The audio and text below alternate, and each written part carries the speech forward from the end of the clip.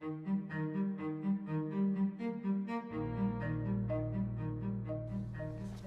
health stands at the very center of sustainable development. It is one of the most important goals of humankind in and of itself, and good health is also vital for everything else we hold dear.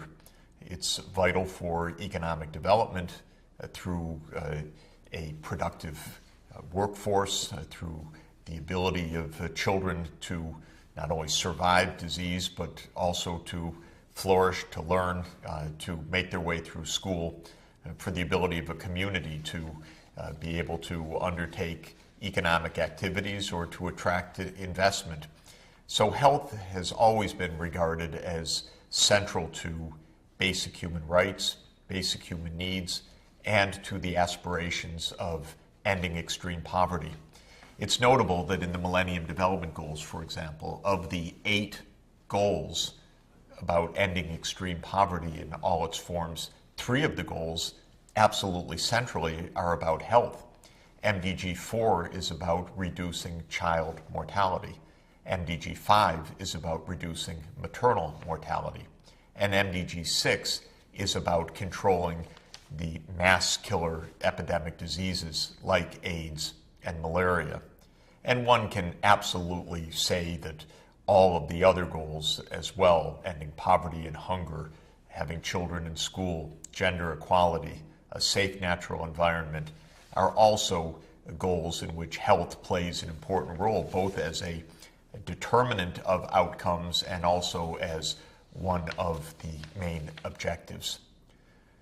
It's also an area where there's progress, and the science of public health, breakthroughs in modern medicine, and breakthroughs in other areas such as in food production or in clean water from safe infrastructure in urban areas have contributed to important gains. But we know that the challenges of achieving health for all, as it's often called, or universal health coverage, when we see a picture of this young child sick with malaria and remember that hundreds of thousands of children like this one will die of malaria unless the control measures that are effective and accessible are actually implemented, we're reminded of the kind of challenge that we still face.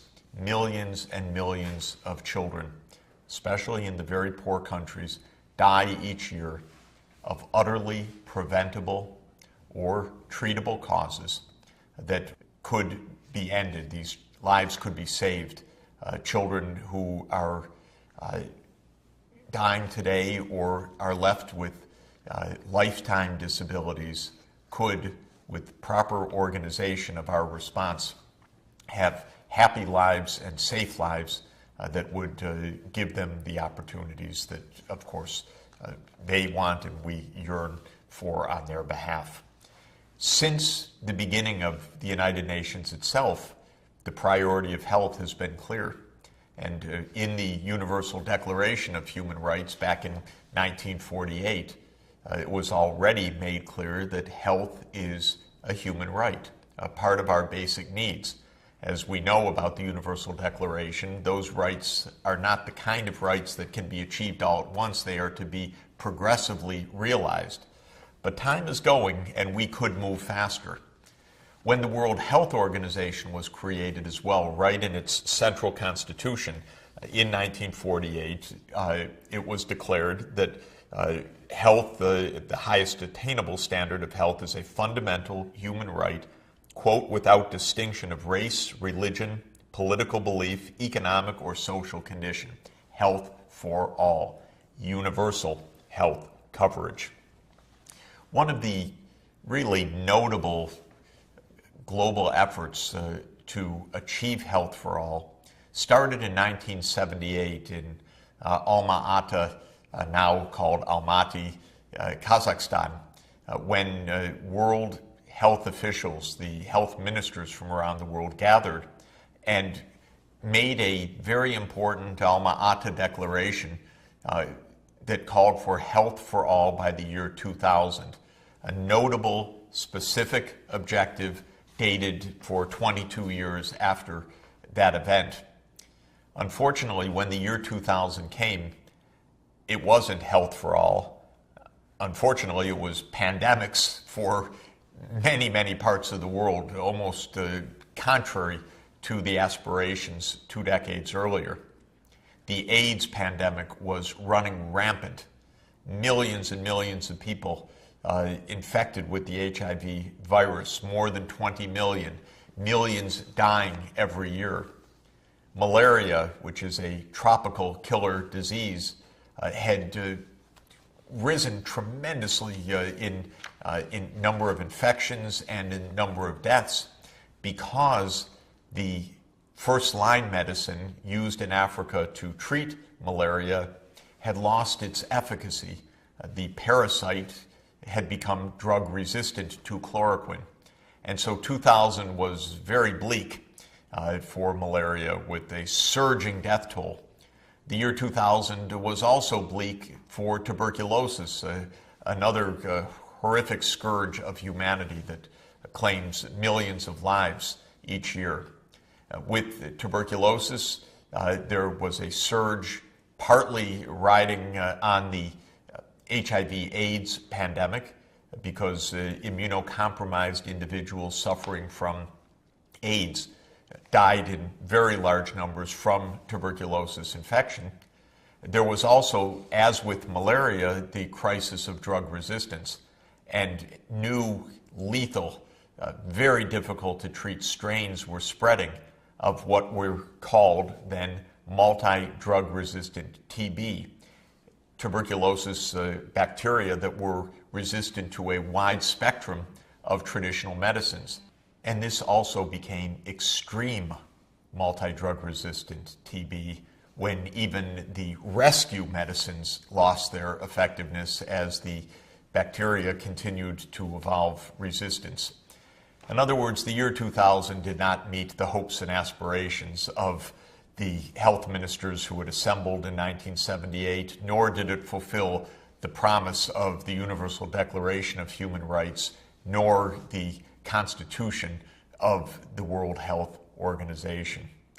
So it was notable that in the year 2000, the Millennium Development Goals put 3 of the 8 goals so centrally on health and took up the challenge of fighting these scourges that were spreading: malaria, TB, AIDS, and other killer diseases. We've made a lot of progress since then.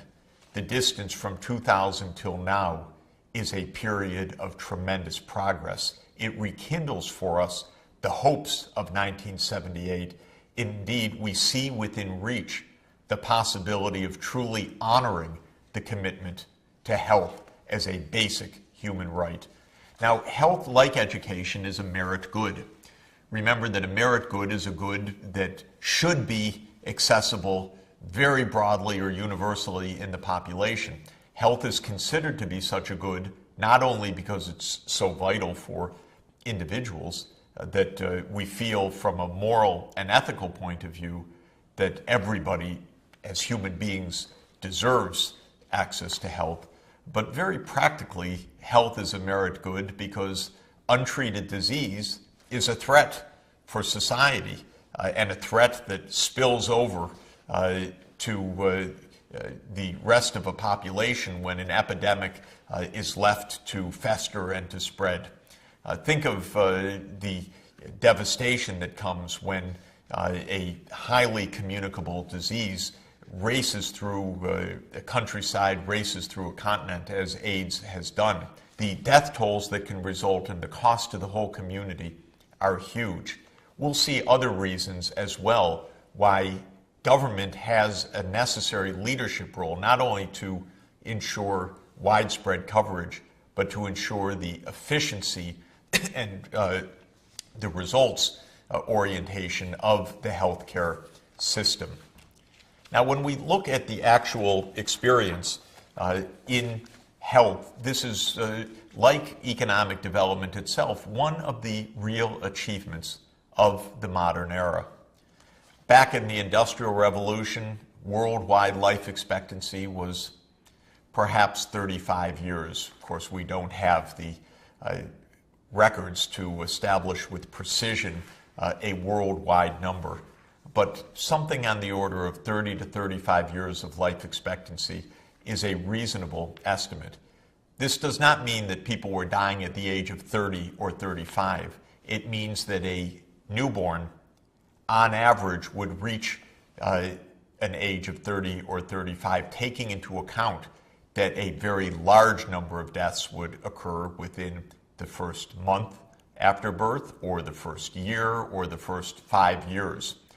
Once individuals reached an age of 20 or 25 or 30, there would be a good chance that they might reach 55, 60, 65. So life expectancy at birth is a measure that is made at the start date of life, just at the time of birth.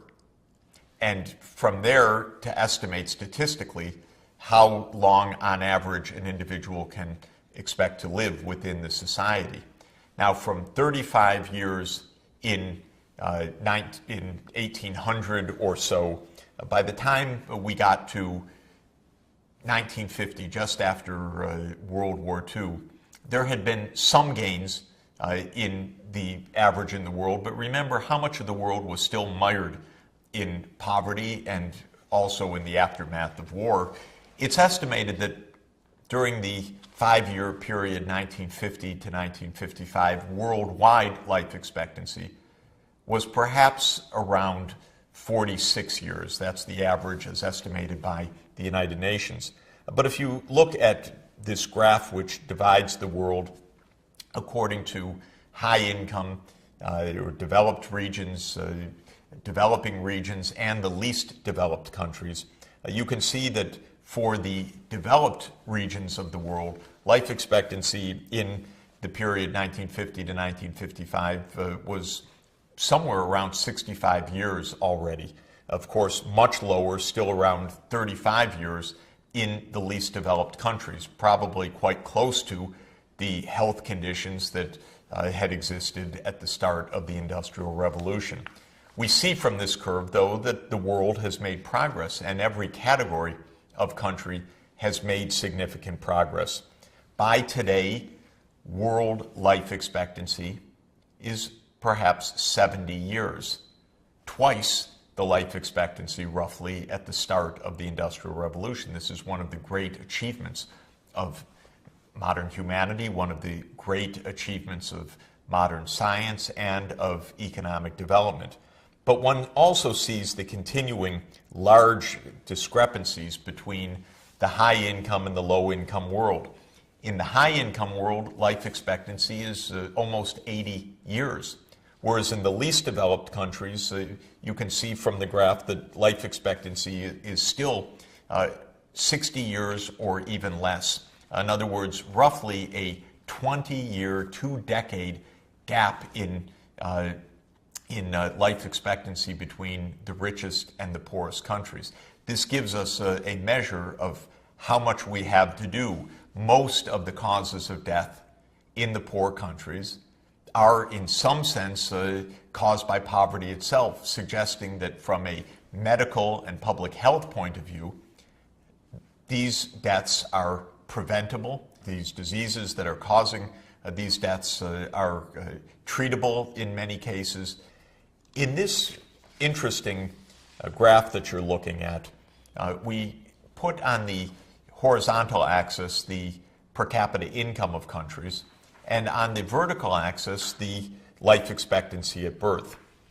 And you see in this graph a rising curve. Richer countries naturally have a longer life expectancy.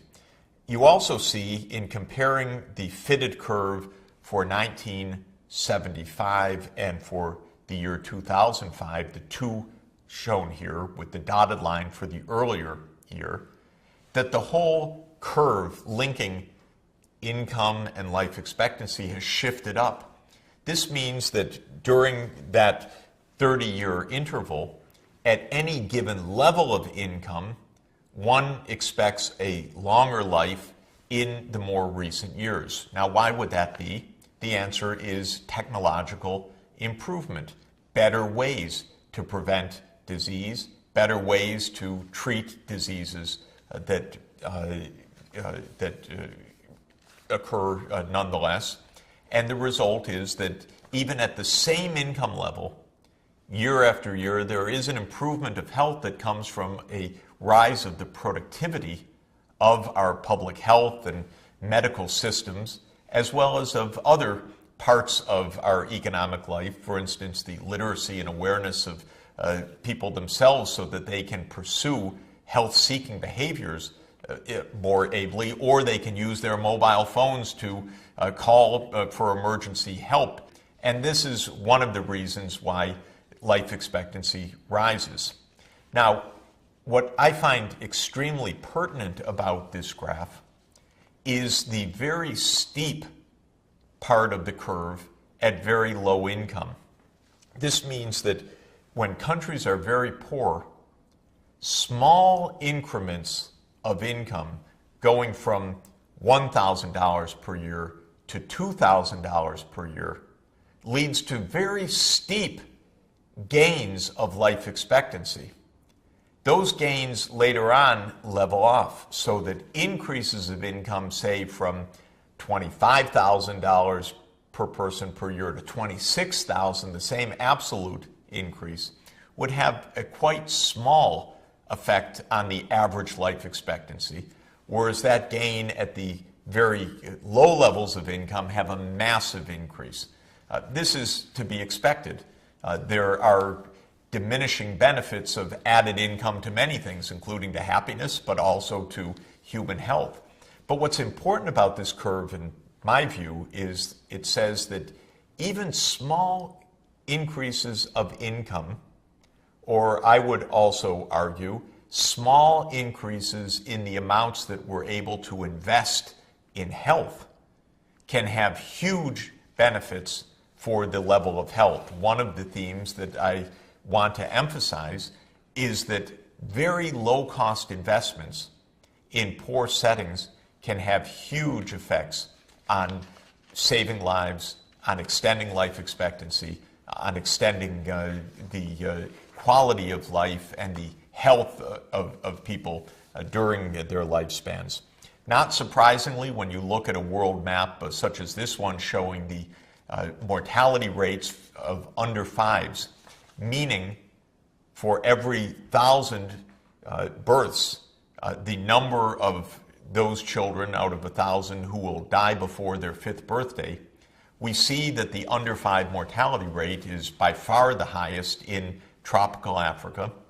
Next is in South Asia. Those are our two locations we constantly see as being the epicenters of the challenge of extreme poverty, and much, much lower under 5 mortality rates in the other parts of the world. So our challenges in health are heavily focused in the poorest countries, and that means geographically they're heavily concentrated in two regions of the world, Sub-Saharan Africa and South Asia. The next graph shows you another very crucial aspect of health, and this is maternal mortality. This is measured as the number of deaths related to pregnancy of women for every 100,000 live births.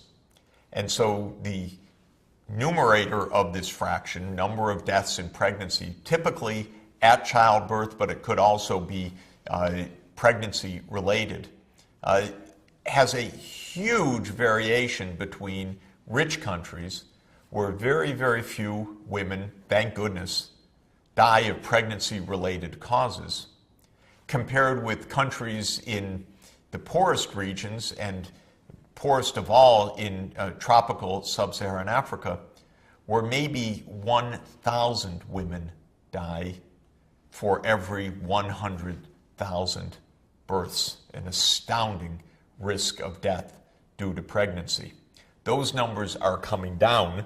We see that the maternal mortality rate in the developing regions is falling sharply. It was around 440 deaths per 100,000 live births back in 1990.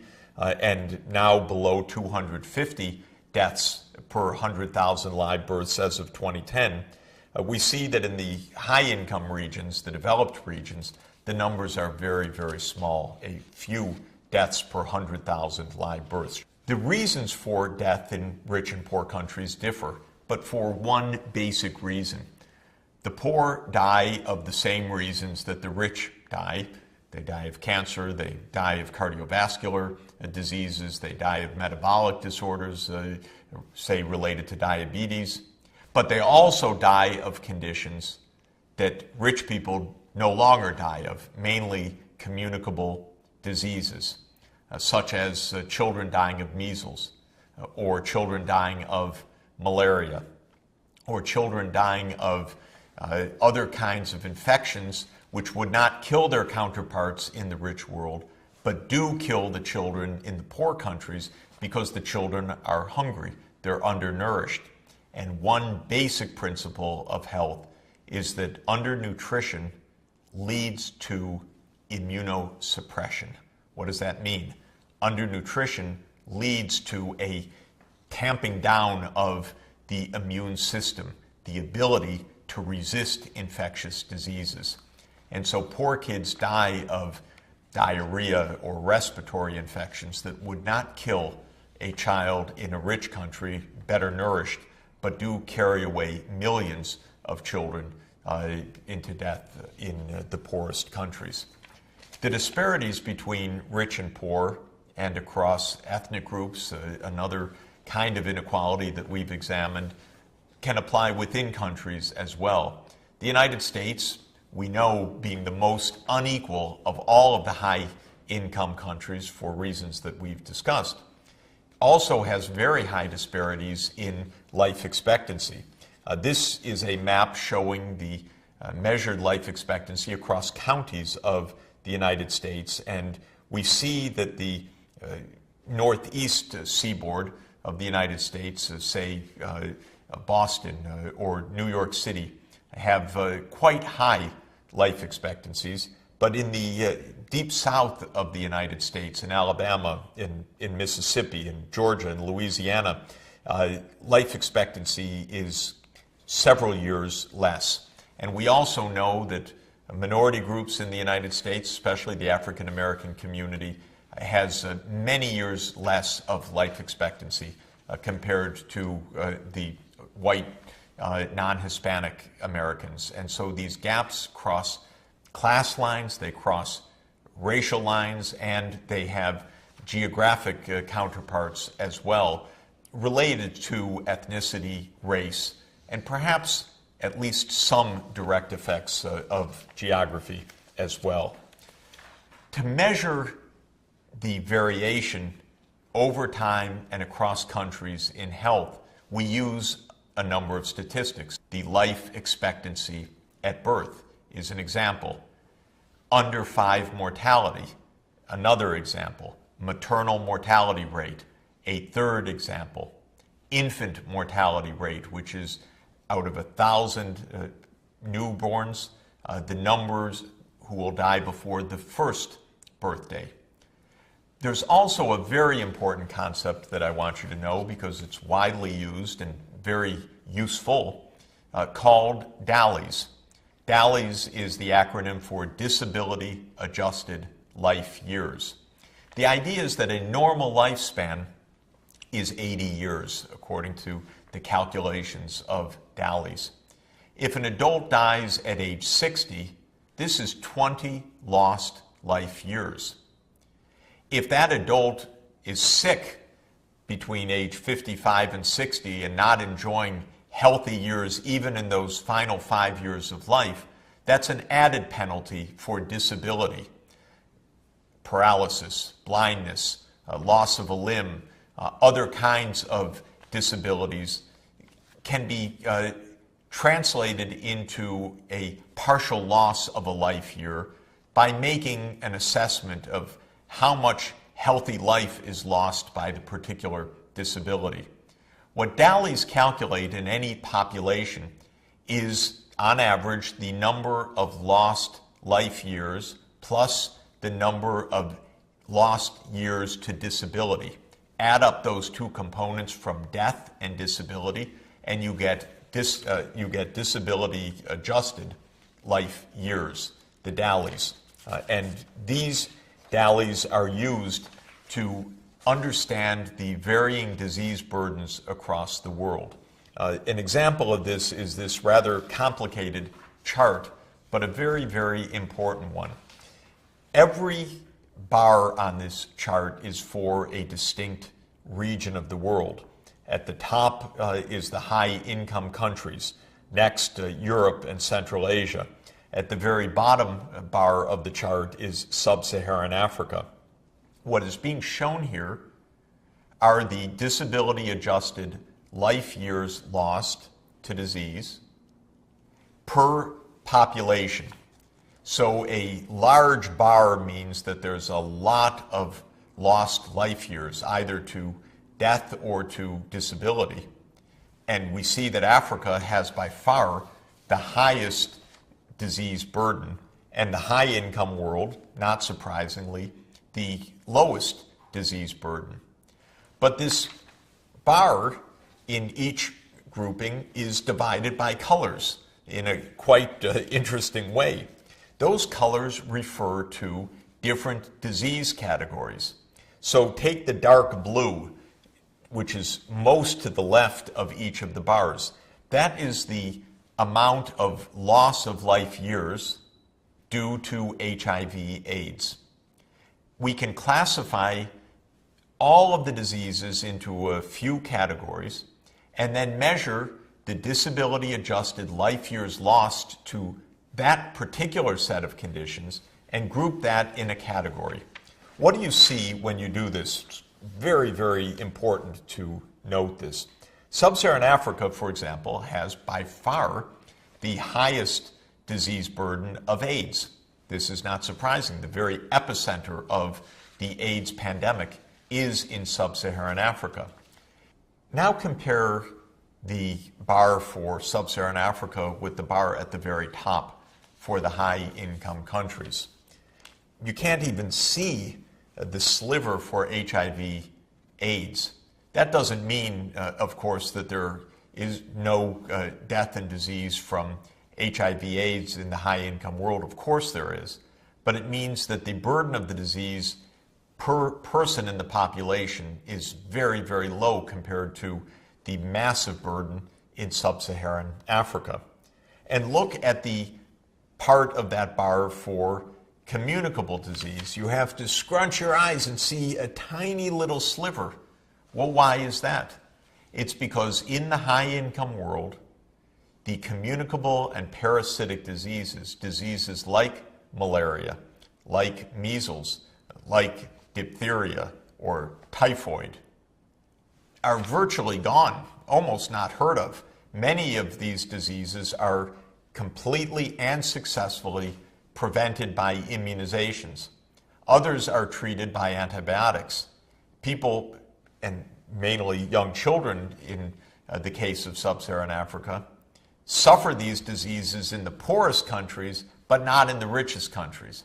And that's good news in the sense that it means that we have tools already to shrink the bar of DALYs, of the disability-adjusted life years, in Sub-Saharan Africa and in South Asia, so that the disease burden can get under control, so that life expectancy can rise, so that the quality of life lived is higher, and so that a healthy population can also play its part in a more dynamic and more inclusive economic development. Let's see how we can attack those disease burdens by now going on to look in more detail at the nature of the diseases and what can be done about them.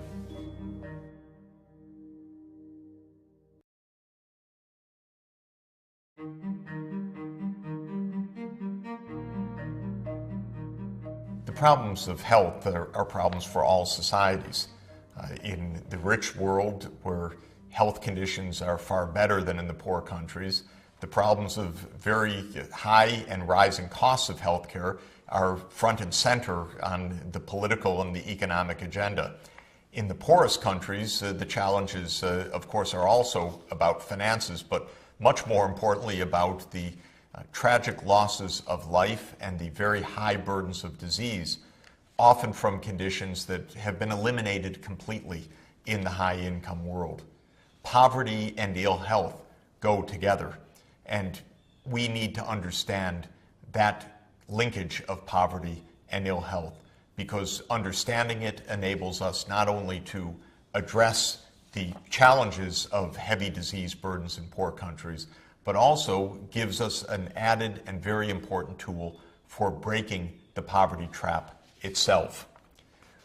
We should expect two-way causation, that poverty contributes to disease in many, many ways, but disease, of course, also contributes to poverty. An individual suffering from disease loses income.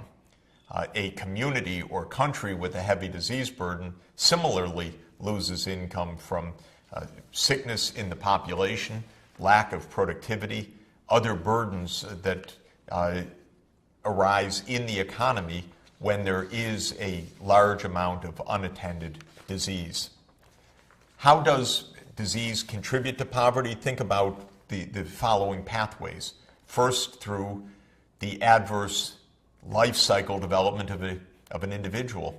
If a young child survives illness but is buffeted by repeated illnesses when young, we now understand better that not only is that likely to set the child back in terms of readiness for school, perhaps in terms of school enrollment or primary school completion, but that early bout of illness can have a lifetime effect on cognitive and physical development and on vulnerability even at adult ages to various kinds of diseases. Unexpected diseases, cardiovascular disease can be affected by nutrition that is poor in early age. So human development across the life cycle is strongly affected by health and disease. Disease can have long-term individual consequences. Disease burdens of adults in the labor force, of course, can have large and adverse results for an economy. Think about a village that has to harvest the crop.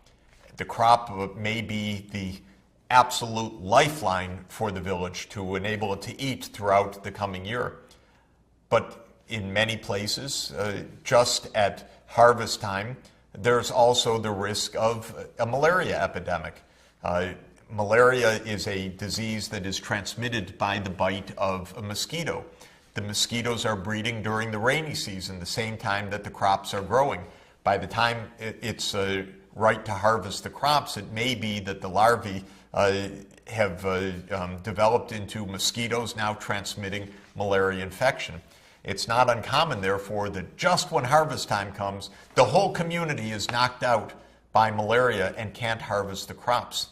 Think of the consequences of that for poverty, for devastation, for hunger, even for famine in the coming year. Of course, another economic consequence of ill health is the direct costs of health care itself. If a community can afford the health care, that eats up a budget. And it can be very, very expensive treating the diseases for very poor people.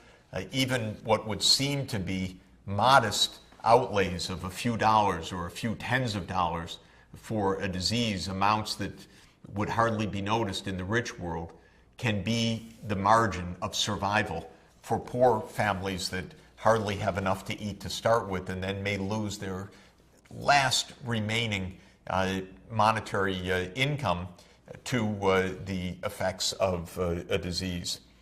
Disease burden contributes indirectly and over the long term to demographic problems. Remember how high total fertility rates can impede economic development. When the population's growing rapidly and when the community is supporting a lot of young children and looking after them and having to put them through school and build new schools for a growing youth population who are not themselves earning income at the time, the burden of rapid population growth and a very young age distribution is a huge hindrance for economic development. We've noted already on several occasions that a rapid voluntary reduction of fertility can be a big boost, as it was in China, to economic growth. But consider what happens when there's a heavy disease burden, when out of every 1,000 children born, 100 or 200 or 300 don't survive to adulthood. Parents, knowing of the high risks of children's deaths, therefore respond by having large numbers of children. And if the household wants to be absolutely sure that there's a surviving son, for instance, for cultural reasons, to perform the funeral rites, or for very pragmatic economic reasons to support the mother and the father in their old age, families may choose to have 2 or 3 or 4 sons to make sure that at least one survives. But having 2 or 3 or 4 sons might mean having 4 or 6 or 8 children as a whole. And so this is another indirect way, often overlooked, at how high disease burden is conducive to a perpetuation of poverty. Finally, one should note, investors are not so keen on investing into a high malaria zone or into a high AIDS region. Think of it that you are aware that your labor force could be very sick, could be dying young, a need to replace many, many workers. As a hotel manager, you're aware that you're trying to get guests to your hotel, but after every rainy season, there's a malaria epidemic. It doesn't seem very attractive for investment. You're a mine manager, but you're surrounded by infectious diseases like malaria. Well, foreign investors don't like to head to those locations. This is yet another way how disease leads to poverty. But the arrow goes the other way as well. And I think that's the direction that people perhaps most naturally consider, how poverty contributes to disease. The answer that trips off the tongue and comes to mind is you can't afford a doctor. And of course, poverty does mean a much lower access or no access at all to medicine, to modern doctors, to basic health services. But there are many, many other ways that poverty contributes to a heavy disease burden. One that I've mentioned already is the immunosuppression that comes from chronic undernutrition. Children who are not fed well, who lack basic micronutrients, have immune systems that are tuned down, that are not as effective, not as able to resist disease. Poverty also tends to mean a more dangerous physical environment.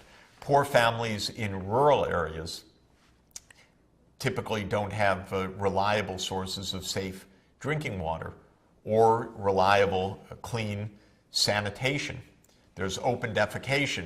It means that many diseases cycle through the body and are spread by open defecation and the pathogen getting back into the groundwater and back into the wells and back into the water supply. Diseases like cholera are spread in this manner. And so poor communities have poor infrastructure, lack of access to the basic environmental conditions for good health.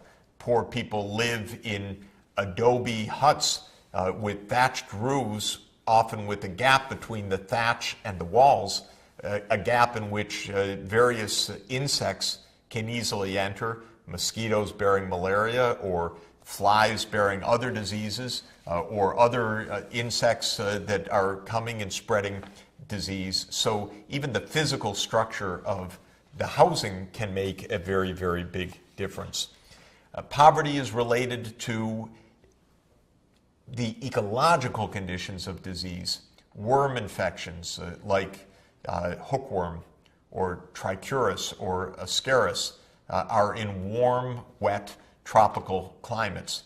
Poor people living in the warm, wet tropics are subject to a much heavier helminth or worm infection. That's part of the reason for their poverty, but it's also the cause of poverty coming from the disease burden. Malaria is a disease of the hot tropics, and as a result, the poor people living in that region have this extra burden of disease. One can say that it's a condition of poverty. It's really a condition of the geography associated with poverty. Poverty is also associated often with illiteracy, innumeracy, the lack of ability of individuals to seek health in the right way, or to understand what to do, or how to fill a prescription, or how to adhere to a drug regimen if that's what's needed. And so health-seeking behavior is extremely important for all of us. Poor people have a harder time with less education and less ability to ferret out the right kinds of help. That's why workers like community health workers can be so important to help poor people make the connections with the health system itself. And people living in poverty are very, very vulnerable to doing dirty and dangerous work.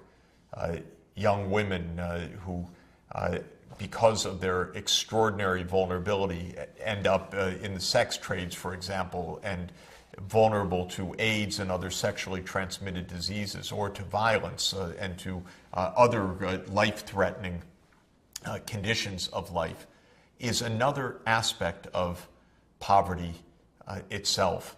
And so one can see this two-way direction: poor health leading to poverty, poverty leading to poor health.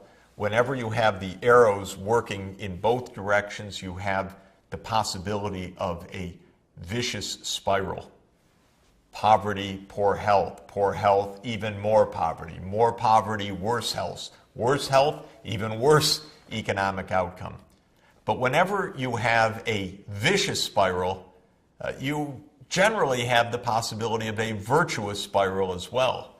Disease control, raising income, higher income, improved health, further improvement of health, even yet further improvements of income in a virtuous spiral, exactly the opposite of the vicious downward spiral. It's part of the effort of health policy to break the vicious circle that traps people in a poverty disease trap, and to make it a positive spiral of a health development upward spiral. So how can this be done? How can one intervene to control disease and thereby start the virtuous spiral? First, of course, is implementing what the health ministers called for back in 1978 in Alma-Ata. They called for a primary health system for all. And implementing that basic primary health system is a crucial first step. Second is helping poor communities to have better nutrition. Part of that may not be directly in the health sector, but in the agriculture sector. More productive farmers growing more food will support healthier diets. The community may generate a surplus that can be used for school feeding programs, for example. And therefore, agricultural interventions can play a role not only in agriculture and income, but also in reducing the disease burden. Local infrastructure is another kind of investment, not in the health sector per se, but in safe drinking water and sanitation, in power supply, which is vital for everything, electricity, to run the refrigerator in the clinic, to keep the vaccine supply chain adequate, to ensure that doctors have the facilities, water to pump the irrigation water to improve agriculture, and 1,000 other uses of electricity, absolutely vital to improving overall health. Mobile phone connectivity internet connectivity. We don't think of those as health interventions per se, but communities that have access to phones have access to better health. They can call the doctor, they can call the health worker, they can call the ambulance. And so investments in infrastructure are extremely important. Education at all levels, absolutely essential, just so individuals understand how to seek help. But also, education raises incomes. We know that higher incomes, for all the reasons we've discussed, improve health outcomes as well. And local business development, by raising the incomes of the community, also cut that downward spiral of poverty and disease. How far do we have to go? We have a ways, but we've made also a lot of progress. Have a look at the data on the mortality rates of children under the age of 5. Back in 1990, 12 million children under the age of 5 died. By 2010, the number was under 8 million. This is a huge, huge victory for public health. It is still 7.6 million too many. It's still multiple and preventable tragedies, but there's progress. There's very substantial progress in reducing the mortality rates. If you look at the next graph, those same mortality rates are put in terms of numbers per 1,000 live births rather than the aggregate numbers of millions. And this is quite important as well. In 1990, on average in the world, 88 of each 1,000 children did not live to the 5th birthday. By the year 2010, that rate had declined to 57 per 1,000. Still a high number, still a number of deaths that can be cut sharply, but the under 5 mortality rate is falling sharply. Now remember, we also have an important clue where we need to put the extra special effort.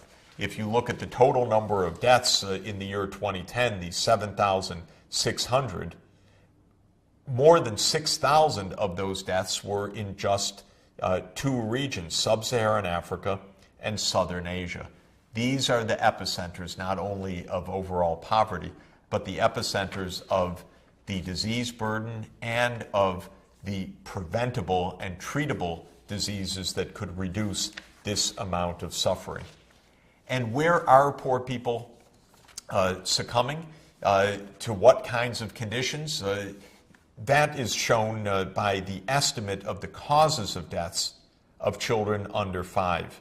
And when you look at this chart, the 100% of deaths allocated in proportions to different diseases, what you see as the overwhelming message of this chart is the still very high burden of communicable, that is, infectious diseases that can be spread from individual to individual. Diarrheal disease, pneumonia, measles, malaria, other infectious diseases are a very large part of these deaths. What you also see are the number of deaths of children just at childbirth, as newborns or neonates, and in the first 4 weeks of life, in the very vulnerable conditions just after birth. And so we see birth asphyxia and trauma, prematurity, severe neonatal infections, a whole cluster of causes of death related to childbirth and very often to the lack of sanitary conditions that face mothers giving birth, threatening their own lives and threatening the survival of their children. Well, this is a good start for us in terms of understanding what to do. We have a poverty disease trap, each feeding on the other. Poverty feeding disease, disease feeding poverty. We know that this is heavily concentrated in Sub-Saharan Africa and in South Asia. We know that it's heavily concentrated in diseases that are infectious and communicable, or in conditions related to childbirth, or as a consequence, in addition, of chronic undernutrition. So this gives us ideas. Where should the focus be? How should we proceed? Building a primary health system that is responsive to those specific challenges is, in essence, the source and the starting point for addressing this wholly solvable but continuing crisis. We'll now look at how that primary health system in a low-income setting can best be designed.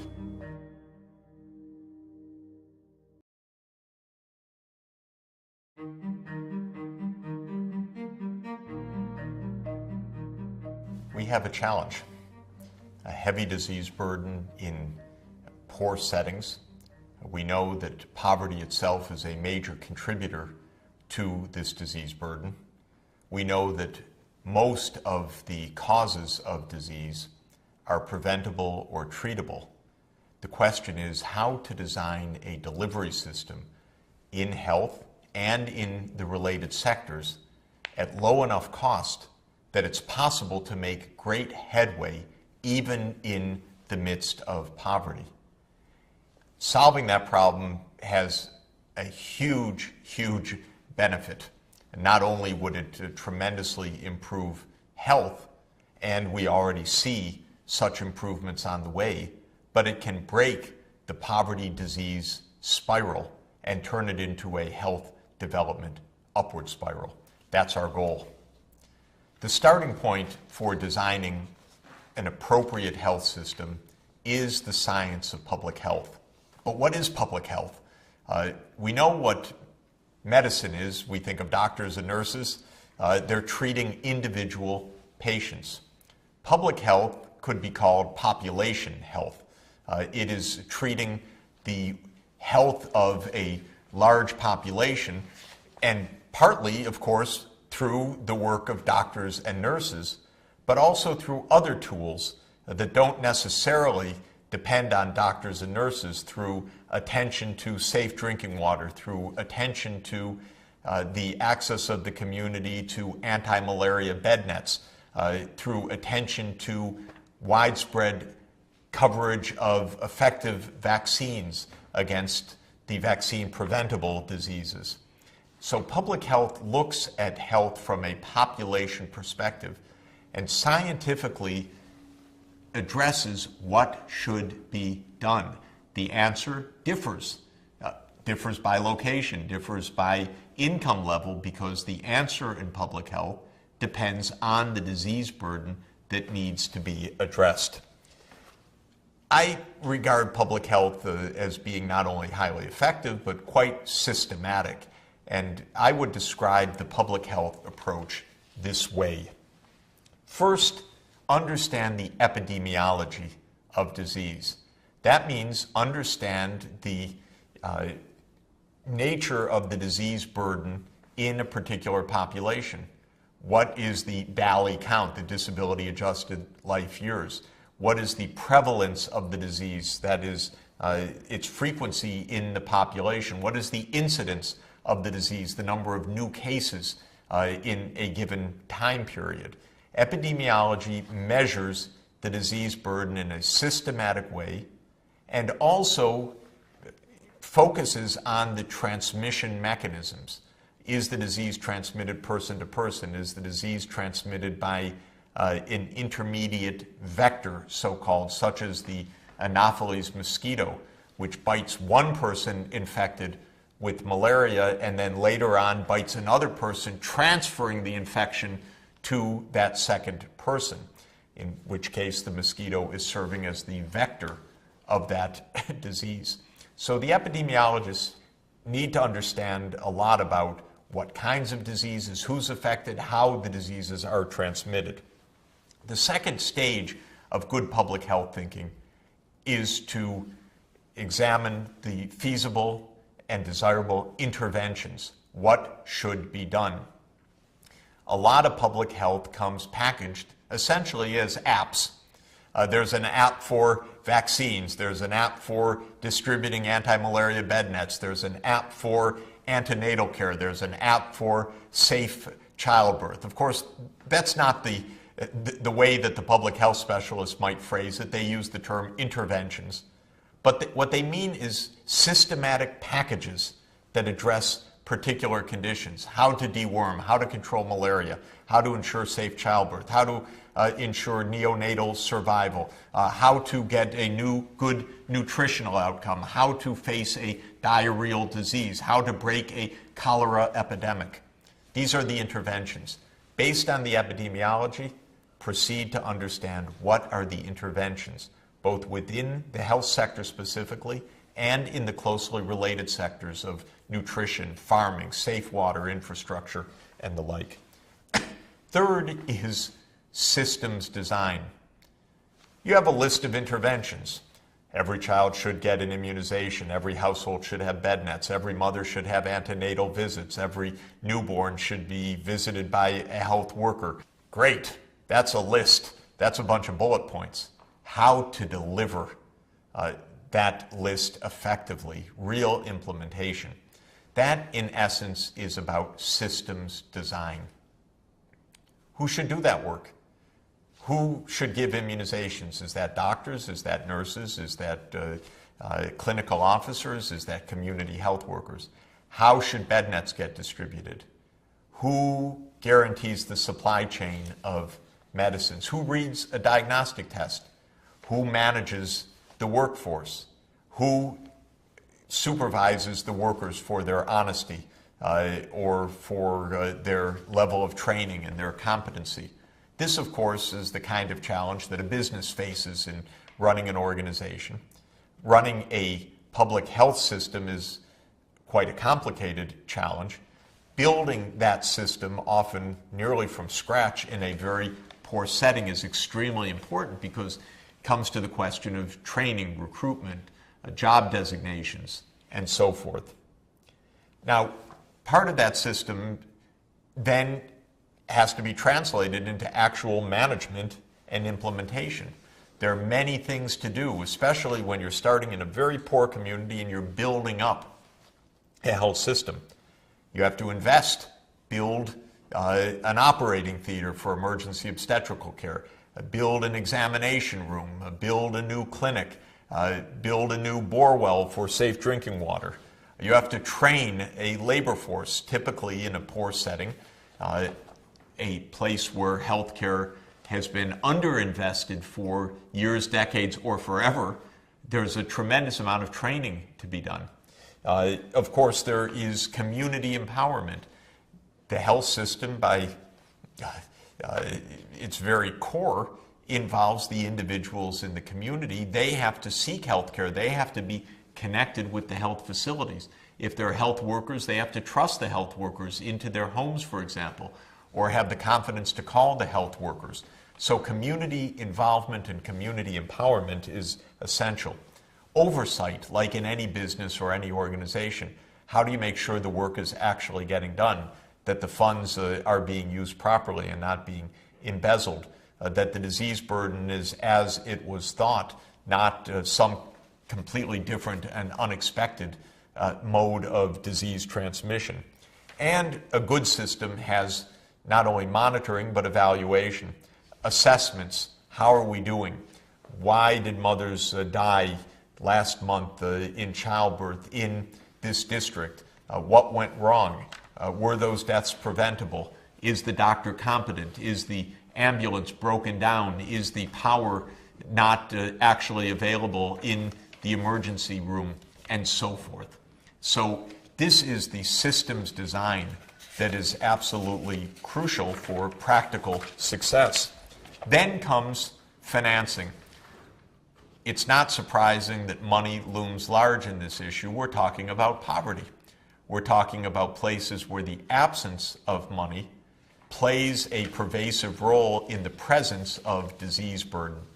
And the question is, even if a health system is designed with high efficiency, very smart epidemiology, very cost-effective interventions, can a poor community afford this? If not, where can the incremental funds come to make this happen? Let me discuss just a few of these aspects and hope that some of you will go on to great careers in public health. I emphasize it again because I think it's such a wondrous profession that actually saves lives, delivers results, has the systematic and science-based approach that is so useful. Some of the interventions that are feasible based on the local epidemiology include malaria, a disease that is a killer. It is a pathogen, a single-celled organism called Plasmodium, which is transmitted from individual to individual by a mosquito that, as I mentioned, bites an infected individual. In a subsequent bite about 2 weeks later, infects a second individual unless there's protection. What kind of protection? Well, it could be medicines that kill the pathogen in an infected individual, and it could be a prevention, what's called vector control, because the mosquito is the disease vector. Vector control could be something like putting larvicide to kill the larvae of the mosquitoes before they hatch and can transmit the disease, or it can be bed nets that block the mosquito from biting, or if the mosquito sits on one of these bed nets and takes up the insecticide, kills the mosquito before it can become infective and transmit the disease to somebody else. Vaccine preventable diseases like measles, which otherwise claim huge numbers of lives, but we have many, many vaccines that are highly effective, but often don't reach the children in need. Deworming, as I've already mentioned, infections like hookworm, which are very debilitating for children, rob children of nutrients, create a loss of physical growth, and many, many other terrible health problems, but are easily solved by very low-cost deworming medicines. The problem is the children aren't getting them. Neonatal survival, a child's born but doesn't take a first breath. But it's known that there are simple interventions that the pediatricians call helping babies breathe, simple resuscitation techniques that at almost no cost could save huge numbers of newborns' lives. Famously, oral rehydration. When a child has a severe case of diarrhea and is losing water and can die from the diarrhea itself, that child needs to be rehydrated to have fluids reestablished, and the right kind of solutions can rehydrate the child and save lives. And this has been now known for many decades that even community health workers without medical degrees or nursing degrees can effectively provide oral rehydration and save children who would otherwise die. Antibiotics to fight respiratory infections. Many other kinds of preventions. A notable one that is a major global effort now is to prevent the transmission of an HIV virus from an infected mother to a newborn. Because it is the case that if a mother with HIV infection that may or may not yet be AIDS has a child, that child has a reasonable chance, maybe a third or a half, if no precaution is taken, to contract HIV in childbirth or subsequently in breast milk during breastfeeding. And so there are now protocols to put the mother onto antiretroviral medicines, dramatically reducing the viral load of the HIV in the mother and dramatically reducing the chance that the virus thereby is transmitted from the mother to the child in childbirth or breastfeeding. These are all examples of how good epidemiology can be connected with a good set of interventions. And the results can be very striking and hugely positive. look at a picture rather unpleasant, but I think important for us to get a reality check of this very cute little girl with the kind of distended belly you would see in many villages in many parts of the world.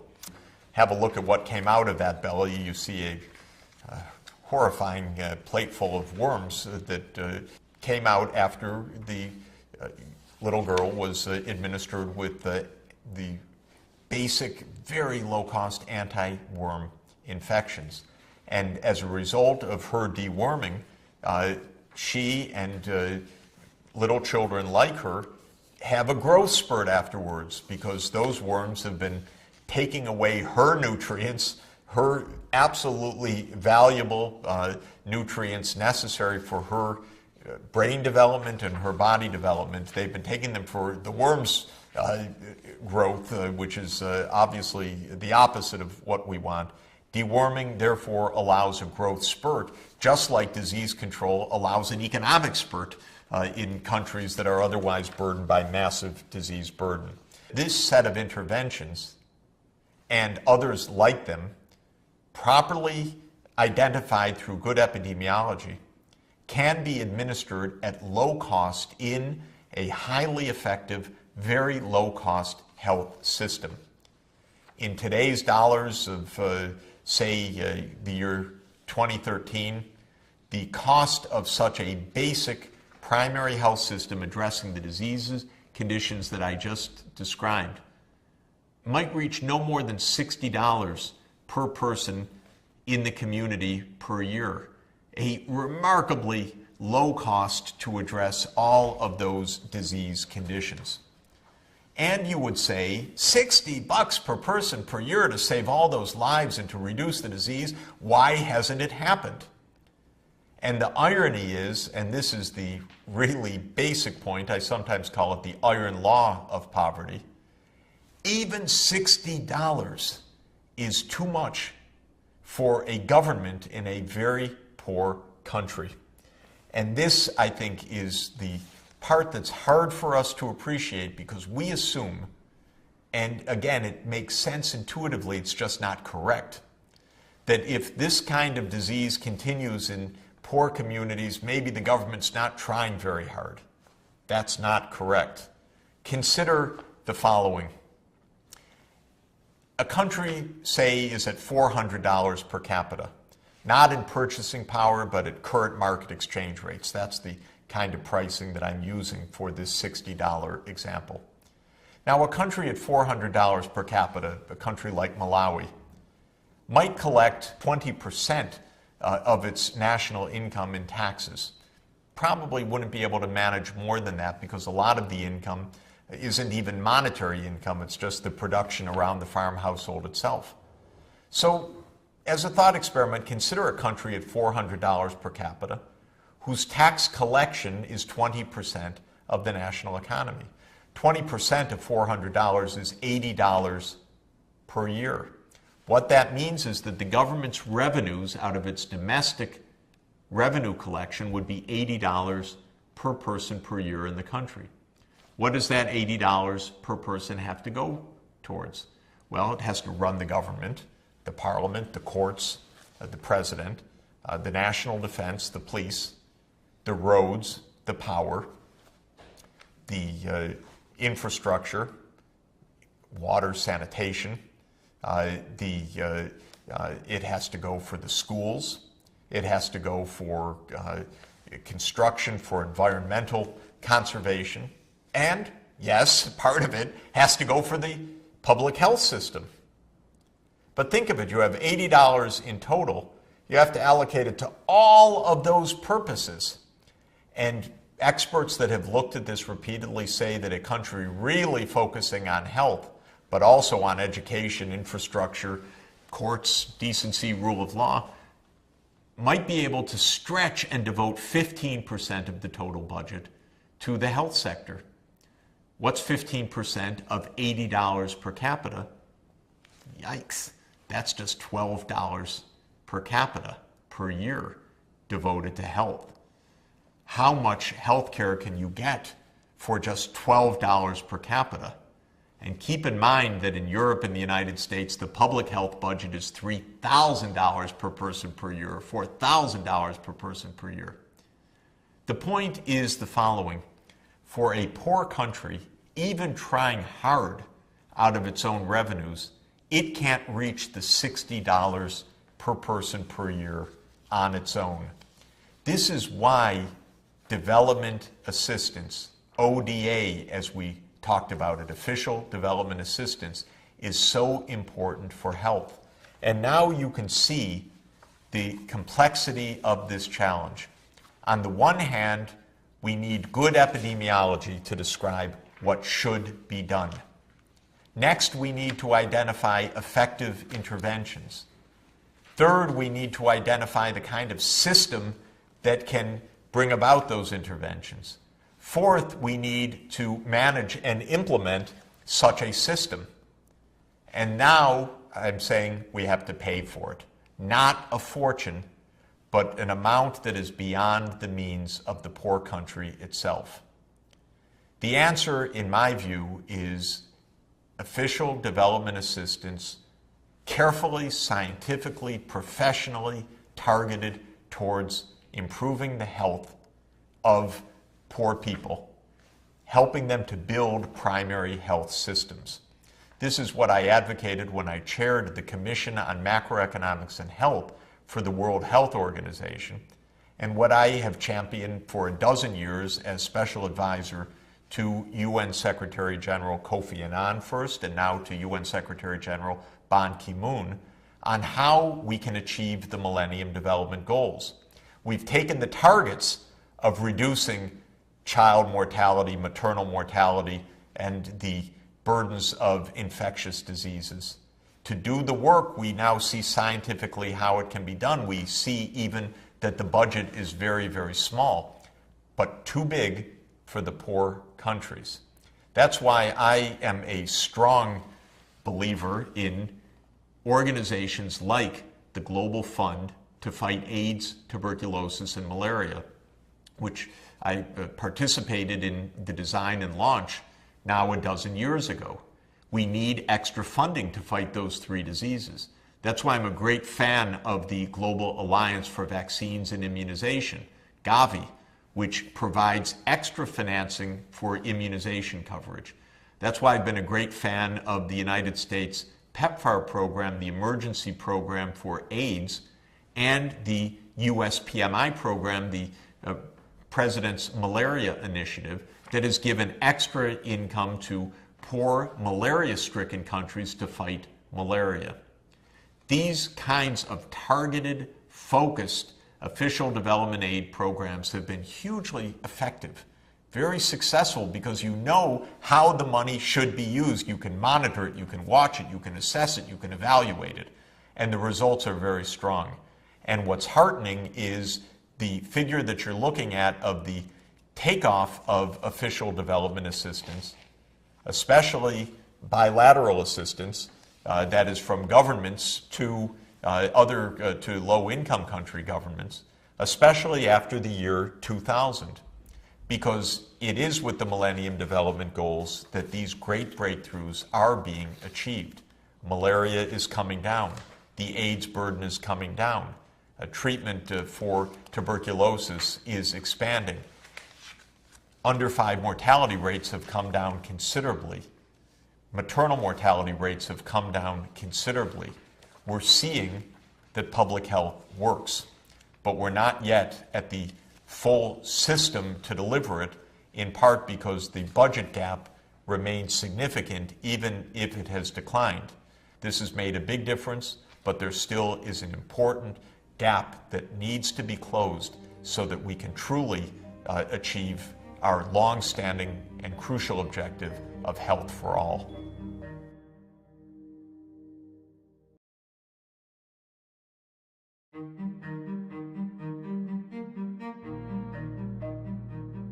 The period of the Millennium Development Goals since the year 2000 has been an exciting one for public health, because public health has really proved its worth, showing how a science-based approach, starting with epidemiology, building health systems, supported by international help in the form of official development assistance. Malaria is not only a lethal disease, but it's a disease that spreads very widely, and in many parts of Africa is what's called holo-endemic. Endemic meaning that people are infected, holo-endemic meaning that the whole community, everybody is infected, and basically the whole year round. So to control malaria is really, it's a great feat, and malaria is being controlled right now in sub-Saharan Africa thanks to the focused efforts of the Global Fund to Fight AIDS, TB, and Malaria, or the U.S. initiative, PMI, and others alongside it, and because of the great advances in public health and in technologies that make it possible.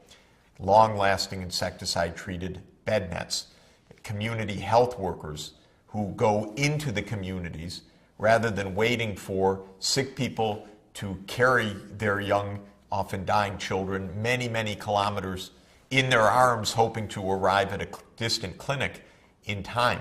With the community health workers out in the communities, cases can be picked up much faster, lives can be saved. A prick of the finger allows a community health worker to know within a few minutes whether that child is infected with malaria. And new medicines that replaced those failing medicines like chloroquine, now based on artemisinin.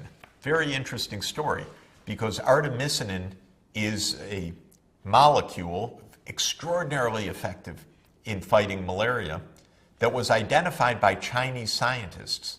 How did they come to that?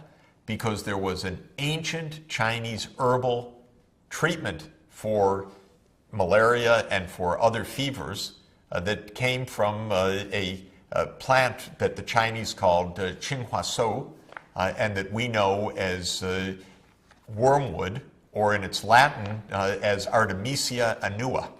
And that was an ancient herbal remedy. But when the Chinese scientists went after it, they found what is the active molecule, and that we now call artemisinin. When artemisinin is put into a medicinal form now, it's enormously effective to control malaria, and that's one of the breakthroughs of recent years as well. If deaths of children under 5 have declined from 12 million back in 1990 to under 8 million in 2010, that's a huge progress, but obviously far from where we should be, because most of those 8 million deaths are also preventable. We've gotten halfway to building the primary health systems, and we should take inspiration from that and understand what it would mean finally to fulfill the commitment that was made already back at the founding of the United Nations and the World Health Organization, the commitment that was enunciated once again in Alma-Ata in 1978, the commitment that was the motive spirit of the Millennium Development Goals of ensuring health for all and universal health coverage. Let me give 10 basic recommendations of how we could move from the improved situation today to the full breakthrough of universal health coverage and health for all within a short period of time, even within a decade. The first is a financial point. If we look at what the poor countries simply can't afford on their own and need to be filled by official donor assistance, we can calculate how much aid should be directed at the health sector. Now, mind you, I'm not talking about aid year in, year out forever.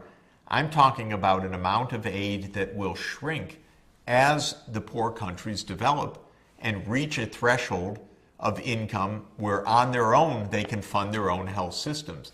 That threshold is reached probably somewhere around $1,200 per person per year, measured at current prices and market exchange rates.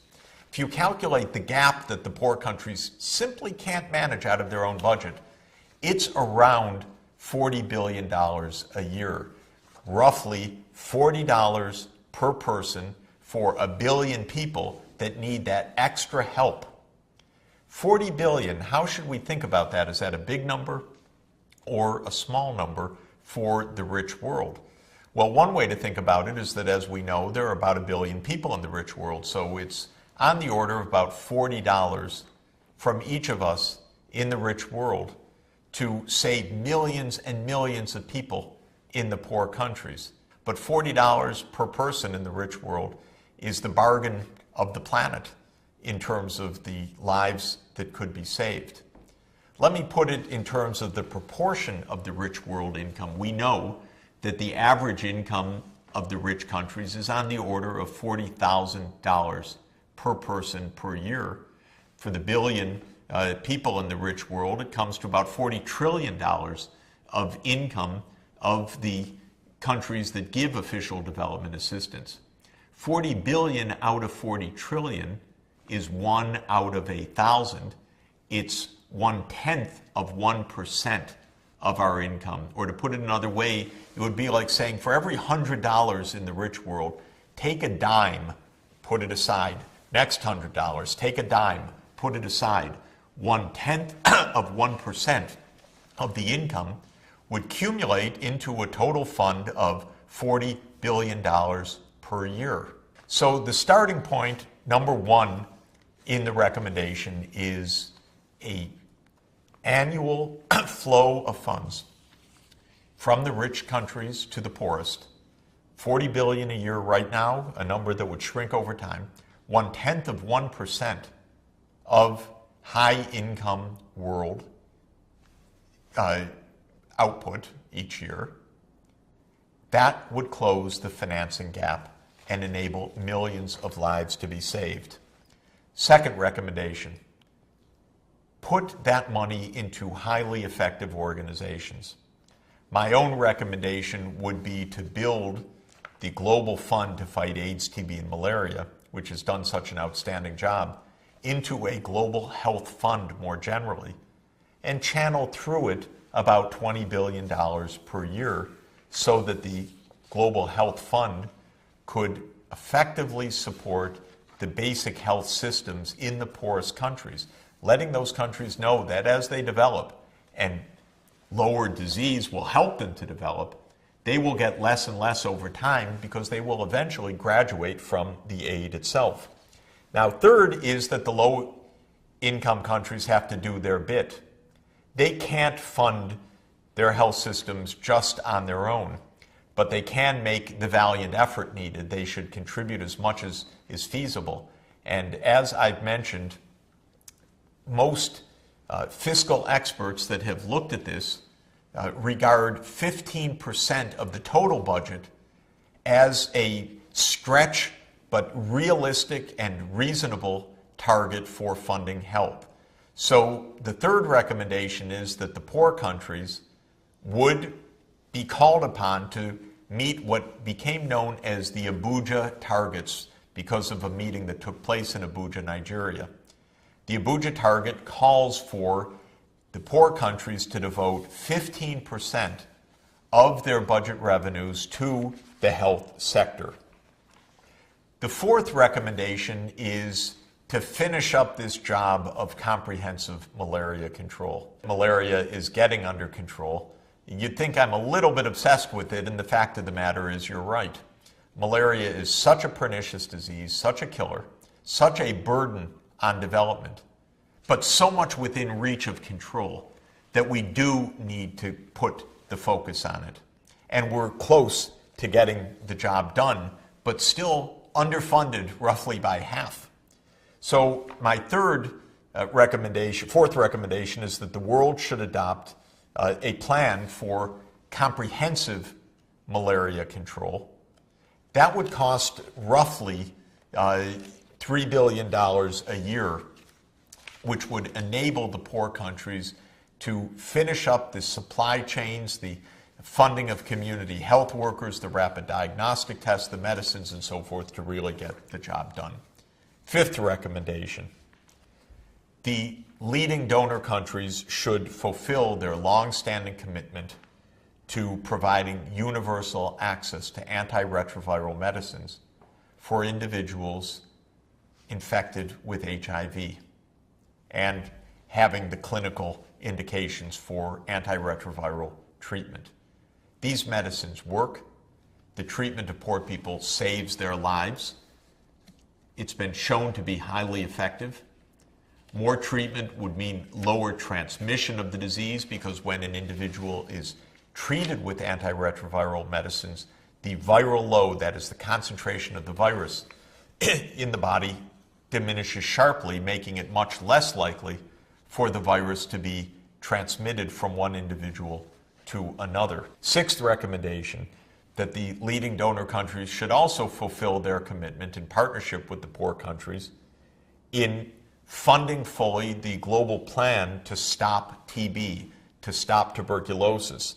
This too has a financing gap on the order of $3 billion a year, roughly $3 per person per year in the high-income world. Roughly a cup of coffee at your favorite coffee shop in a high-income country would be what is needed incrementally in order to build the requisite fund. Recommendation 7, that the world, especially the donor countries in their financing and the poor countries in their implementation, should guarantee access to sexual and reproductive health services. This would include emergency obstetrical care for safe childbirth, antenatal care for safe pregnancy, and contraception, because many, many women around the world want to have fewer children. They want to use modern contraceptives, but they lack access, or they lack the funds to be able to afford it on a market basis. And so we need full funding of family planning services, contraception, and emergency obstetrical care, pregnancy safe management. And again, at a very low budget, these services could be made universal. Eighth, the Global Health Fund would take up what have sometimes been called neglected tropical diseases. The neglected tropical diseases are diseases less in the headlines than malaria, less in the headline than AIDS. The experts in those disease communities feel a little bit neglected, because they're saying, wait a minute, we also have powerful tools to fight deeply debilitating diseases. And yet we are sometimes overlooked because our diseases that we're studying and trying to control are not in the headlines. And when I tell you the names, you'll say, you're right, not in the headlines, never heard of them, at least for some of them. But among these neglected tropical diseases are hookworm, that I presume most have heard, Ascaris, which is a kind of worm infection, Trichuris, another worm infection, onchocerciasis, yet another infection in the tropical areas that is absolutely a killer, but can be prevented and can be treated. Schistosomiasis, a disease in which a snail plays an important role in the life cycle of this disease.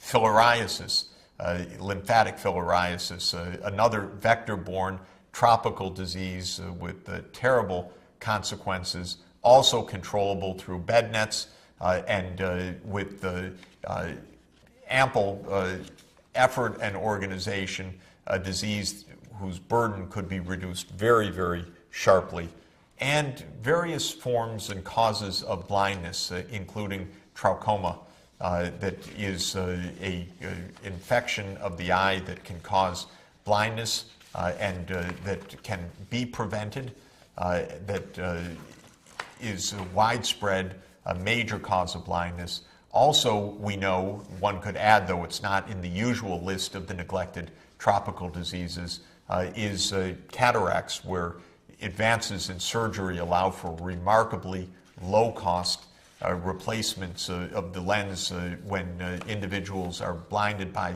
cataracts. And this is another case where communities, especially older people, can be brought back to sight with the tremendous benefits, of course, for themselves and the community at very, very low cost. So category 8 expand the Global Fund's reach to these neglected diseases. Category 9, the Global Fund should establish special financing to complete the health systems, not only the targeted diseases, but the training and deployment, for example, of community health workers.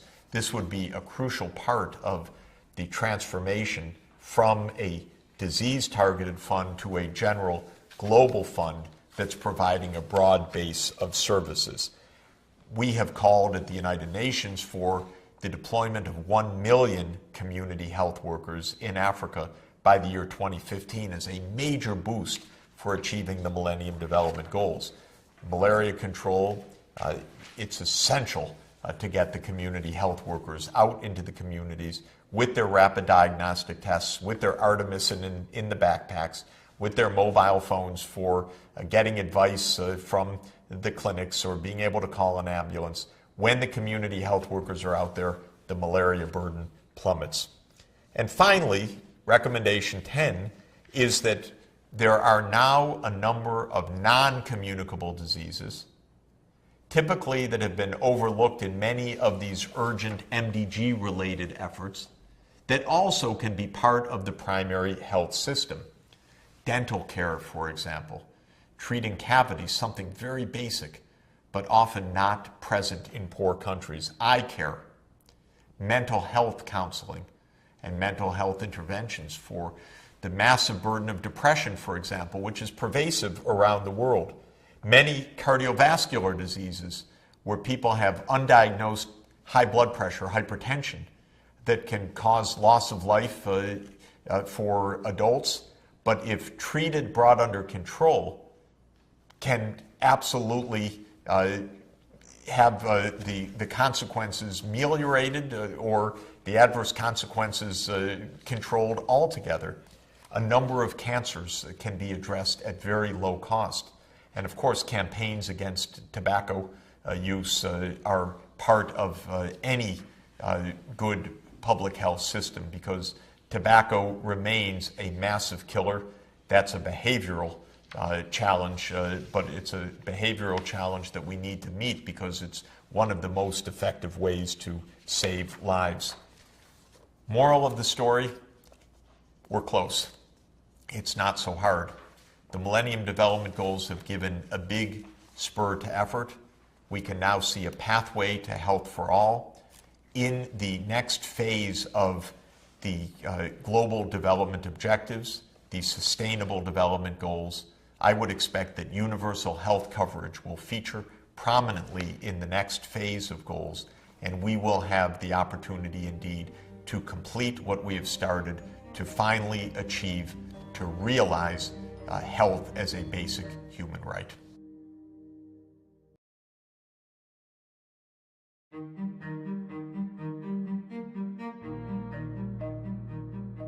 We've been looking at the challenge of health in the very poorest parts of the world.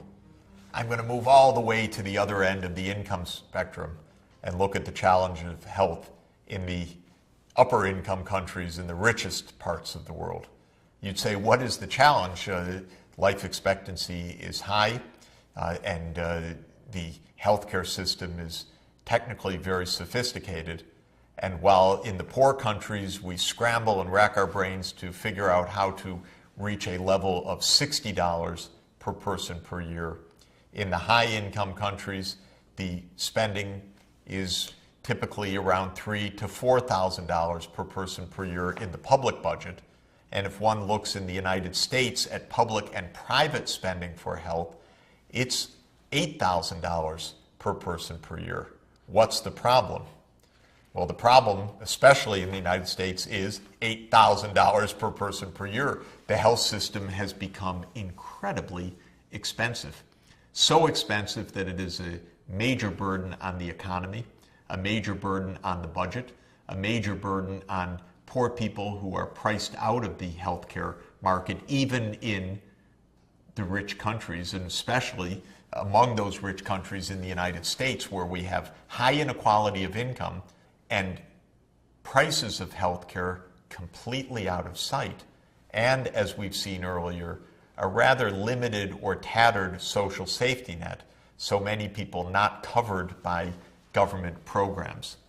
The puzzle I want to explore is a specific one to the United States in one sense. Why is the U.S. healthcare system so expensive? But it is a more general lesson about the role of the public and the private sector in healthcare provision. One of the reasons why the U.S. system is so expensive is that it is a privately oriented health delivery system. Well, something isn't right about that from the point of view of the common insistence that the private sector is very efficient and the public sector is bureaucratized and very costly. In the United States, where healthcare is provided mostly by private sector providers, the costs are completely out of sight. And this is a purpose that I'd like to look into now to understand why that is, because it teaches something more general. For health systems around the world, it helps us to understand what are the boundaries between public and private. And in general, it helps us to overcome a presumption among at least some people that the free market is always the solution to one's problems. Well, we don't believe that in sustainable development because we see that the solutions to the challenges of sustainable development require the interaction and often the cooperation of government, business, civil society, and academia. But sometimes it's argued naively, let the markets do it and the problems will be solved. In the United States, while healthcare is by no means a free market commodity, it's more market-oriented than in just about any other high-income country, and the results are peculiar, to say the least. Well, we should know right from the start that health isn't exactly a normal market kind of commodity. For one reason, it's a merit good. We want health to reach everybody. Once it's a merit good, it's quite different from a can of soda or a piece of furniture or a new kind of car. Those may be desirable goods to some people, but they're not merit goods in the sense that we would expect on a moral or ethical basis universal coverage of those commodities. They're not a basic human right. So we know that health starts out in a very specific situation, just as does education. We also know, therefore, that public provision of those services is important, if for no other reason than to help ensure that the poor, alongside the rich, are able to gain access to those merit goods. But the problem goes even deeper than that. Kenneth Arrow, the great Nobel laureate economist, observed all the way back now 50 years ago, indeed, that health could not really operate like a competitive market sector because there's a fundamental problem. Patients do not know what's best for them in general. There's a huge asymmetry of information. And Kenneth Arrow noted that when there is such an asymmetry of information, it violates one of the basic assumptions of the free market economy, or I should say the basic assumptions of why the free market economy works well, and that is full information of consumers as well as information of suppliers. What happens when only the suppliers have the information? You go into your doctor and your doctor says, you need such and such test. Generally, if you're like me, say, you got it, let's go for it. Maybe you go online and you see a whole debate about this, but then you don't know what to do. You ask for a second opinion or a third opinion. Somewhere you're going to most likely listen to what the doctor says. In the United States, oddly enough, doctors own a lot of the imaging equipment for CAT scans or for x-rays or for other equipment.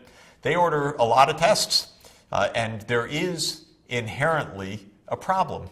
When there is asymmetric information, asymmetry of information, and the supplier is the one that has the knowledge and the consumer is the one that generally follows along, one can see that if the incentives are not done just right, one could get overuse, overcharging, overbilling of consumers who are in the hands of their doctors.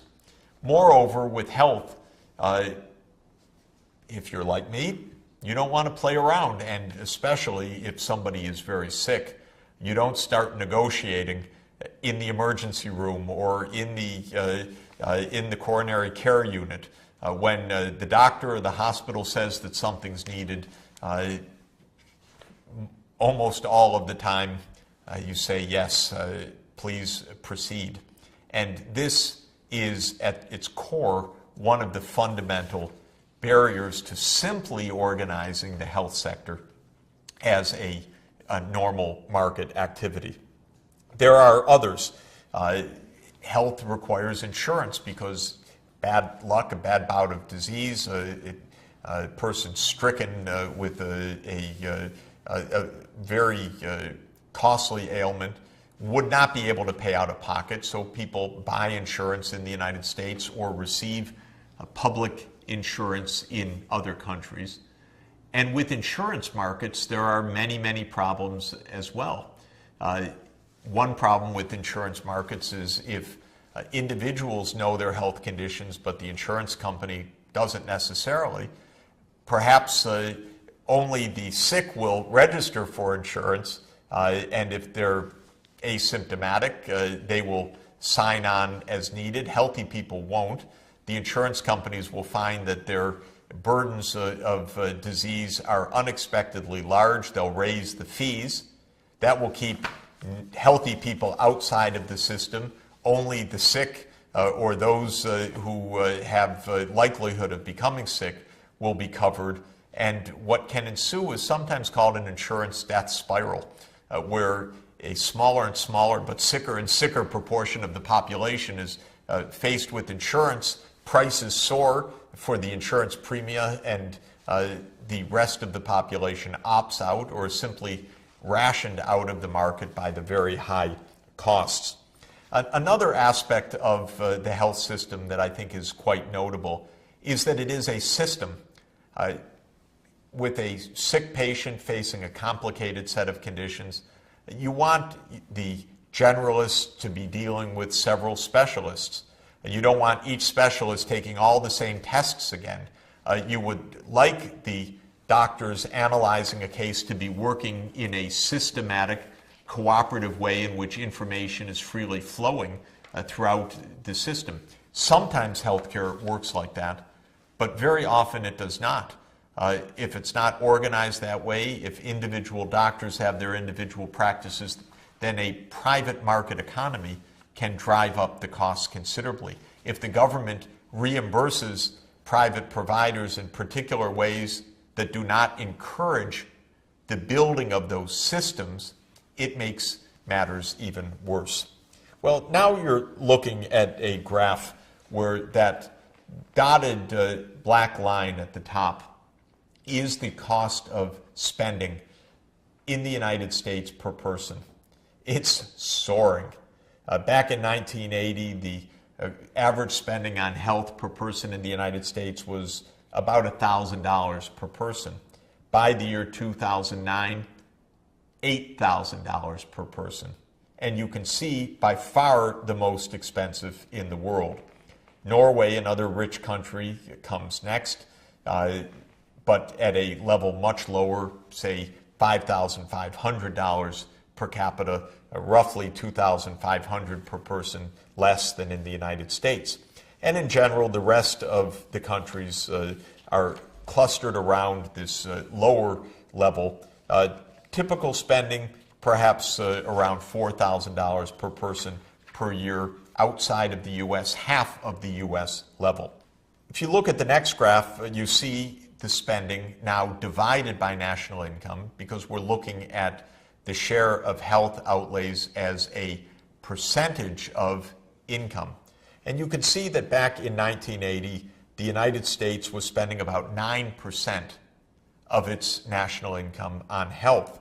By 2009, that had doubled to 18% of national income.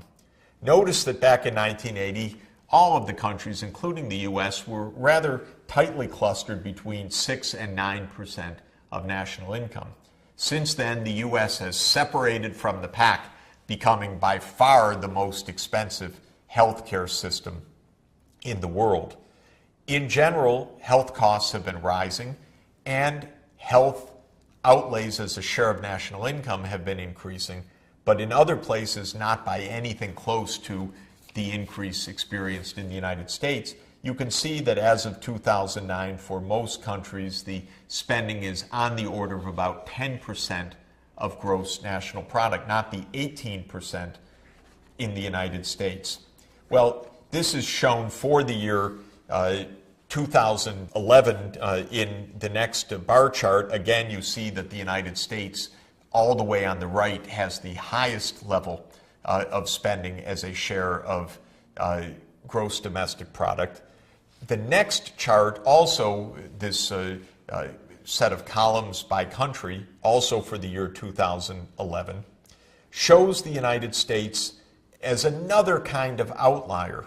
What this graph is showing is the proportion of the total spending, say the US 8,000, that comes from private spending, maybe the households buying health insurance, maybe the employer in the private sector paying for health care, maybe people paying out of pocket, as opposed to what government programs are funding.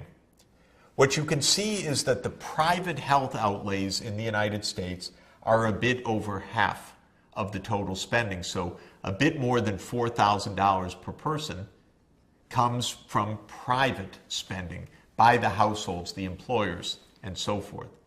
But in all the rest of the high-income countries, the share of private spending is much less, or to put it the other way, the proportion of total health spending by government is much higher.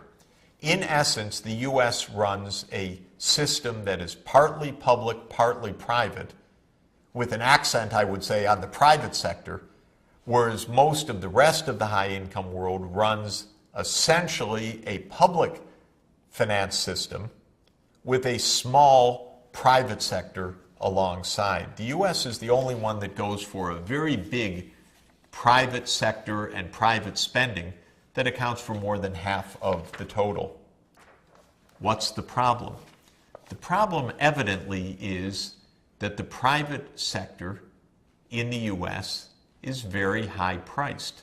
And what essentially is at play is the observation that Kenneth Arrow made 50 years ago. This is not a very competitive sector. Price competition does not work very well. In fact, individual patients often have no idea of how the price they're paying compares with the price paid by other patients. So much so that hospitals themselves engage in what's called price discrimination, charging very different prices to different patients within the same hospital unit. Shocking, actually, because there is no standard public price that applies for all.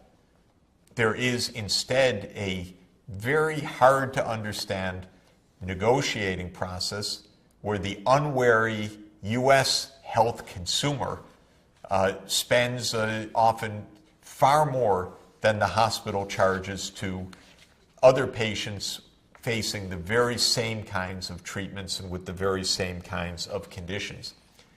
The result is that hospitals get away with a lot. They are not competitive. They price discriminate. The prices that they charge are indeed very, very high. And one can see this in a systematic comparison of U.S. costs with the costs in other high-income countries. In the United States, for example, if the U.S. cost of 30 commonly prescribed medicines is set at an index of 1, then the cost in New Zealand is 0.34, one-third of the U.S. costs. The cost in Australia, 0.49, in other words, one-half of the U.S. costs of those medicines. In the Netherlands, 0.45, in other words, 45% or 45 cents on the dollar of what's spent in the United States. If you look at the cost of a visit to a physician, you can see that while the cost of a physician paid for by a public sector program, $60, is comparable to what is paid for in other countries, the cost that's paid for by a private payer, out of pocket, or a private insurance company is out of sight. It's twice the amount paid for by the public payer, and it's much more in general than paid for in most other countries. Well, condition after condition, intervention after intervention, the U.S. system is simply out of sight. If on average a hip replacement is for a private payer is $2,000, in the United States it's $4,000. And this high price is found in every aspect of the U.S. system. One can look at the spending for each patient discharged from a hospital. How much was spent on that patient? In the United States in 2009, it was $18,000 per hospital discharge. In France and Germany, less than a third of that, all the way at the other end of this graph. In the average of the OECD, that is the high-income country group, 1/3 of the discharge cost on average in the United States. U.S. doctors make far more than doctors do in other countries. Orthopedic physicians in the United States make $440,000 in 2008. In Germany, less than half of that, $202,000. So we can see that essentially the U.S. system is remarkably expensive, not because it's delivering a huge range of things that other countries are not doing, not because the outcomes are better, but because the unit cost of the interventions is simply out of sight. What are some of the causes of this? Well, you could say this is very specific to the U.S., though that's an important economy, but I think the lessons are more general. In the United States, some of the things keeping the high costs high are the limited supply of doctors, controlled by the American Medical Association itself, which works with the medical schools to determine the flow of new doctors. Market power, that is the lack of competition through price discrimination in the hospitals, through highly concentrated ownership of major hospitals in a region, by the conflict of interest of doctors who own their own diagnostic laboratories and then prescribe heavily imaging, for instance, MRIs or CAT scans on equipment that they themselves own. We see drug pricing at levels far above what is priced in other countries, often because of close tie-ups between the doctors and the pharmaceutical companies. Enormously high administrative costs, because in the U.S., in the private economy, each hospital perhaps, or each group of hospitals has its own insurance connectors. The systems of different kinds of payers, public and private, don't communicate very well with each other, whereas in other countries, in many cases, there's one single payer, the government. And the government, maybe at the provincial or the national level, pays all the health bills. And so the administrative costs of managing America's more privately oriented system is very high. And I'll add one final huge dimension: political economy. The health sector in the United States is powerful.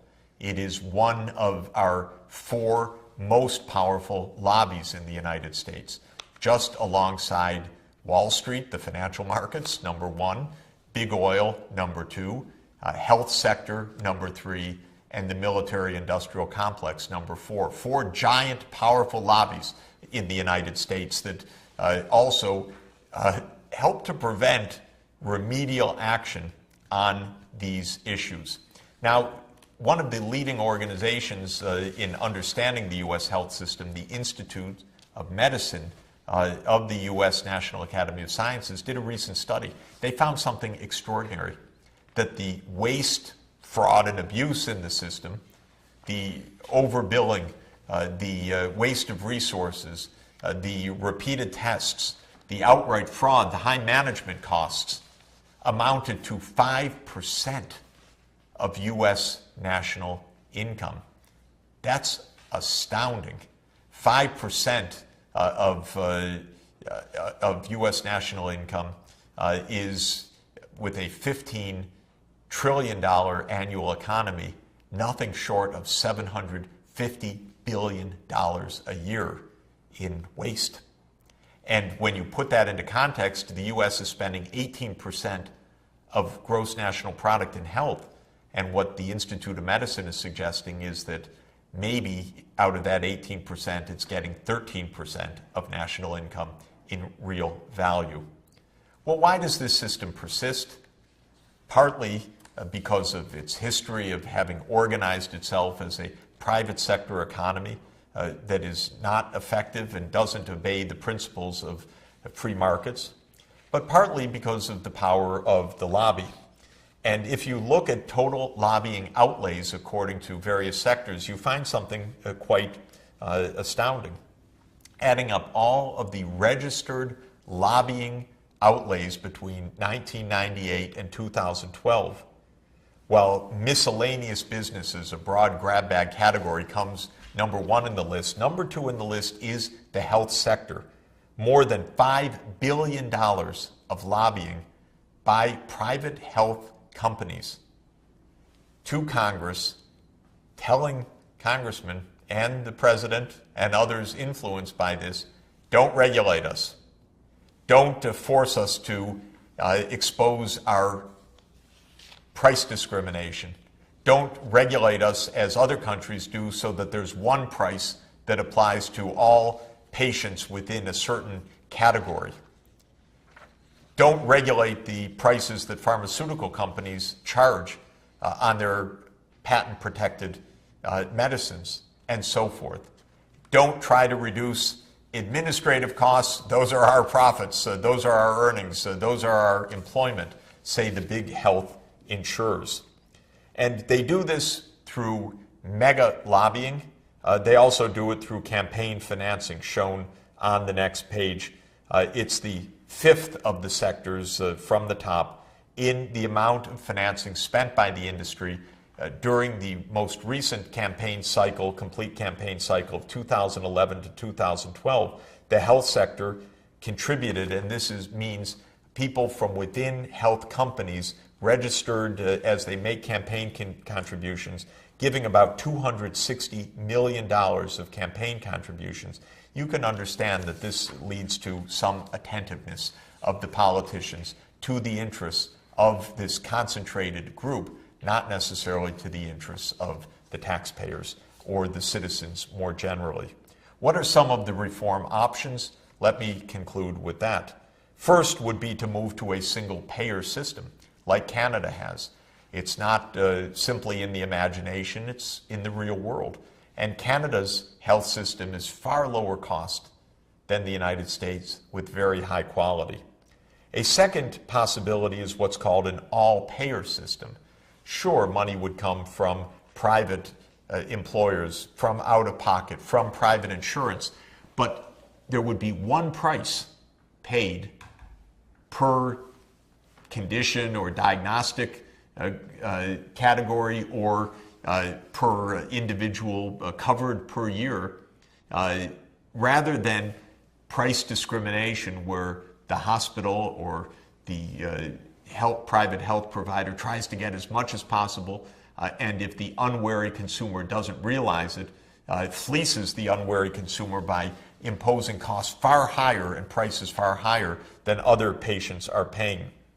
A third possibility is even more transparency, a certain fee paid by government or by employers per patient per year, so it's not on the basis of services rendered, not on the number of tests, not on the number of hospital visits, that the provider would have to provide efficiently and at low cost if they want to make a profit. And so another possibility is what's called capitation, that the insurance company or the government would provide one amount of money per year rather than fee for service. Another aspect would be increased supply to remove the ability of the American Medical Association to constrict narrowly the number of doctors and specialists that come online.